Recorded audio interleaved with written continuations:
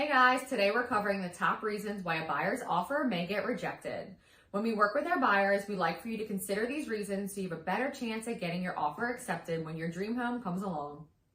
Number one, you're missing a pre-approval letter. Not only is it important to have a pre-approval letter so that you know how much you are comfortable spending, but sellers are unlikely to entertain offers without them.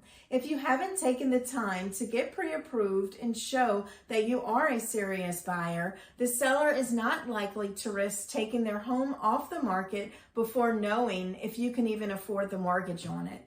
A pre-approval should be your first step. We were in a situation where we had multiple offers. One agent didn't include the pre-approval letter with their offer. When we were down to the wire, their offer was thrown out, even though it was the higher price, because the buyer's agent did not include the client's pre-approval letter. Reason number two, you're unrealistic. Now this can mean a couple of different things. First, asking for too many contingencies.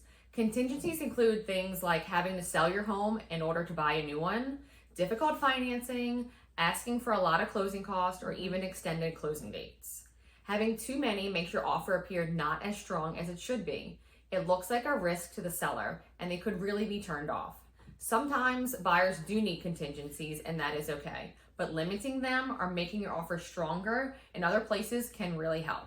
For example, if you need to sell your home in order to buy a new home, making an offer closer to list price may help outweigh this contingency factor. Another way to appear unrealistic is a lowball offer. Often buyers see a home sitting on the market for a longer period of time and assume the seller will be desperate to sell. And this really isn't always the case. Sending a lowball offer often offends the seller and they think you aren't serious about buying their home. If you are serious and you've looked at all the market data and spoken with your agent, you'll be able to put it in a fair offer at a realistic price. Lastly, a buyer can appear unrealistic if they give the seller too quick of a turnaround to respond to their offer. Remember, this is often a big financial decision for them, just as it is for you. A short turnaround comes off as being pushy and could likely push the seller away from even responding at all.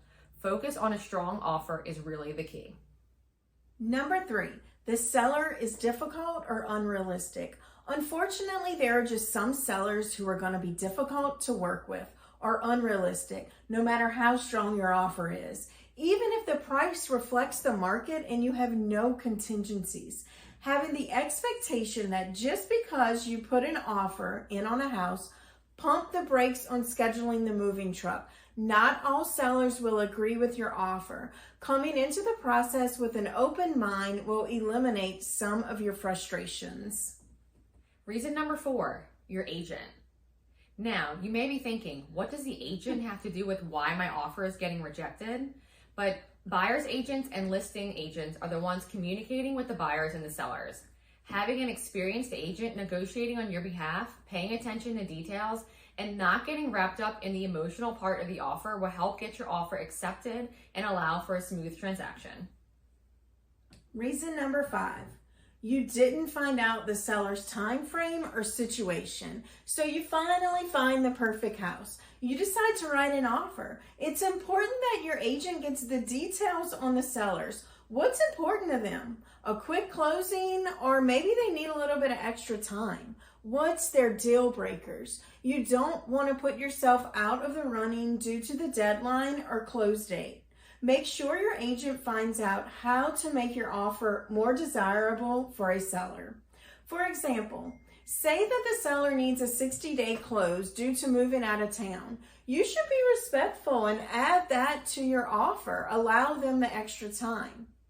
Or maybe the seller wants to keep their grandmother's chandelier that's in their dining room. You should put that in the exclusions. Finding the right home is important, and when that day comes, you want to make sure your offer successfully gets accepted. Many of the top reasons offers rejected can really be avoided by knowing these tips. Make sure your offer stands out. If you're considering buying a home and want to chat about how you can put yourself in the best position for getting an accepted offer on your dream home, send us an email at buy@brunoswift.com. For more information and helpful tips, visit brunoswift.com.